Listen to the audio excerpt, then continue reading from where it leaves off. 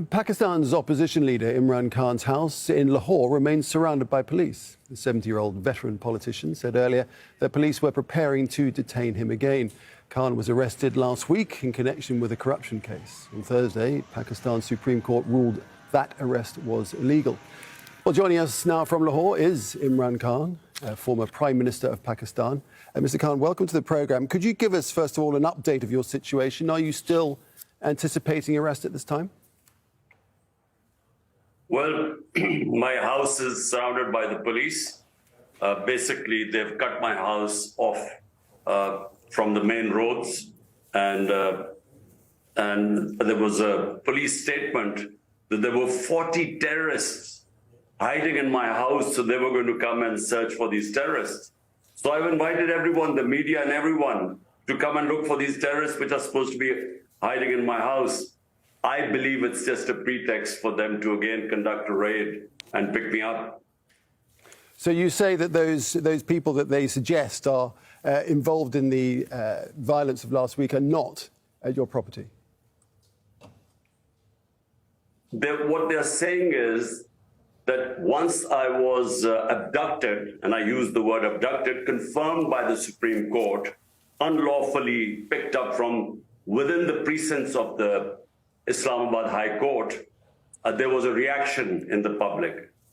We believe that any independent investigation will show that the people who came out for me were peaceful protesters, as they have been for 27 years. There were some people we believe were inserted in there which created arson. And that's what has given them the reason to crack down on us. 7,500 of our people are in jail today. All my top leadership is in jail. So you say that your supporters are not responsible in any way for the violence. And in fact, it was other elements who do not belong to the party or do not support you that caused the damage and violence instead. Is that what you're saying? What I'm saying, Nick, this was deliberate. And you have to know the background. The audience must know why. The reason is that the rating of my political party is 70% today. 70% compared to all the other parties, which are 13, 10% and so on. And so this is the election year. And all the parties plus the establishment wants me to be removed from the electoral field. And to do that, there have been 150 cases already on me. They've been trying to put me in prison before. Yeah, I understand what you're saying. I understand what you're saying, but I just want to get to the bottom of this: the fact that hundreds of police officers were injured and officials were seriously injured, and you're seriously suggesting that they were injured by their own side. No, what I'm saying is that for 27 years we have been holding protests over, like any political party does. When I was shot, and I named one of the military intelligence officers one of the three suspects. Why were there no burning and arson or anything? There were protests, but there were peaceful protests, but there was nothing like what happened now. What happened right now was that this was a deliberate, the arson I'm talking about, the arson was committed deliberately.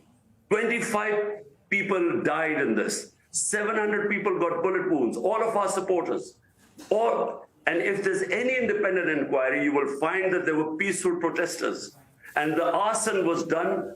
Already the evidence is coming out. In social media days, you can't hide it. All right, well, let's see, out evidence as and when and if there's an investigation, we'll see what the reality was.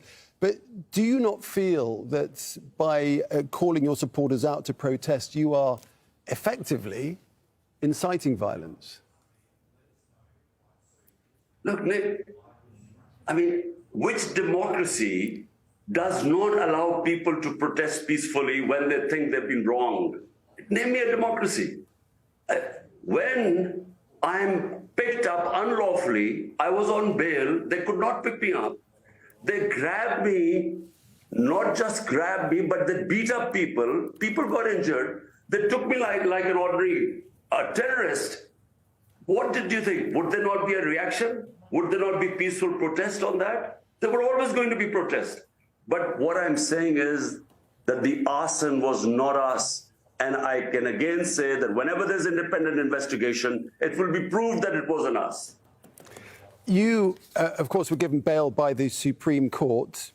Do you not then have faith in Pakistan's judicial system?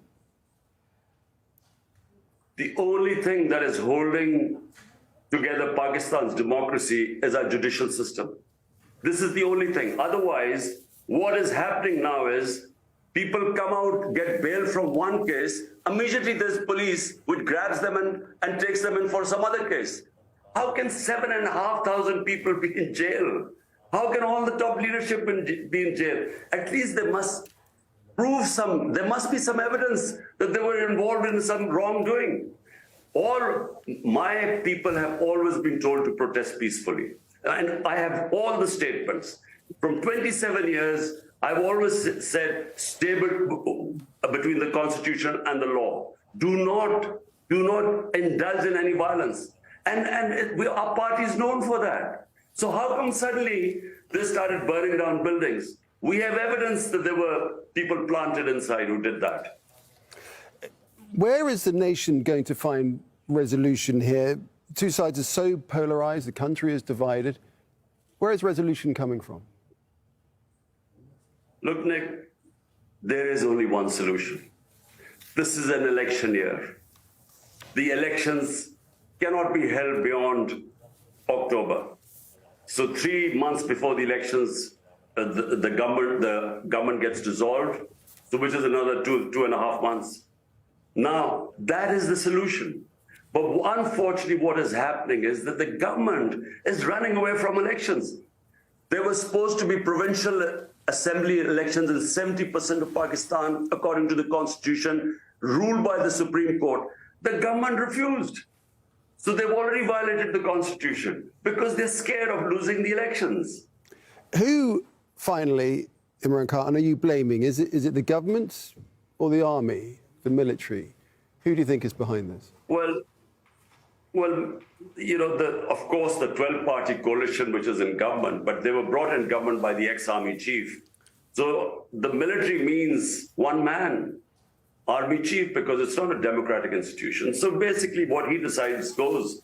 So what is happening right now clearly is that neither the military establishment, which means one man, nor these 12 parties, they're too scared for elections because they're scared I will win. So because of that, you know, they're doing everything to make sure that I get out of the race. I've had 2 assassination attempts on me. One was where I was hit, one where I was lucky to be alive because just, you know, I got saved, thank God. So this is the issue. 150 cases on me. Someone who has not had one criminal case in the last few months has 150 cases, including 15 criminal cases in a day, 40 terrorist cases. So, I mean, this is all to get me out of the race. Actually, well, I'm going to throw one more question at you. In the past, you have blamed the United States for inciting all of this. Do you still think that's the case? Well, what we now subsequently discovered, well, let me give you the background. Our ambassador, Pakistan ambassador, when I was the Prime Minister in Washington, he had a meeting with a US official meeting, and the cipher, the secret message which came to me, was that the US official said that unless you remove Imran Khan as your Prime Minister, there'll be consequences to Pakistan. But later on, we discovered that it didn't originate from there. Our ex-army chief had fed the Americans against me and called me anti-American. All this came out later on. So it was initiated from here. The Americans were told how I was anti-American, and then came the cipher. All right, we'll leave it there. Imran Khan, former Prime Minister of Pakistan, thank you. Thank you.